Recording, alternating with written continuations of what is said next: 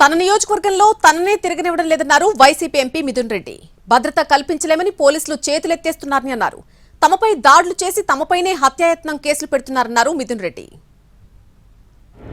2 సార్లు నియోజకవర్గంలోకి వెళ్లాలన్నా కూడా వెళ్ళనివ్వకుండా ఒక పక్కేమో క్యాడర్ పైన దాడులు చేస్తా, వాళ్ళ ఆస్తులు ధ్వంసం చేస్తా, వాళ్ళ పైన భౌతిక దాడులు దిగుతూ ఇంకో పక్క నియోజకవర్గంలోకి వెళ్ళనివ్వకుండా ఒకరోజు హౌస్ అరెస్టు, ఒకరోజు ఈరోజు మేము సరైన సెక్యూరిటీ ప్రొవైడ్ చేయలేమని 2 సార్లు చెప్పడం జరిగింది. 3ఓసారి వెళ్తే పోలీసు సమక్షంలోనే వందలాది మంది తెలుగుదేశం కార్యకర్తలు రెడ్డప్ప గారు, మాజీ ఎంపీ రెడ్డప్ప గారి ఇంట్లో ఉండగా వందలాది మంది అటాక్ చేసి, మొత్తం వీడియోలు కూడా ఉన్నాయి, అన్ని బళ్ళు పగలగొట్టి, బళ్ళు తగలబెట్టి, రాళ్ల దాడి చేసి అతి భయానకంగా దాడి చేయడం జరిగింది.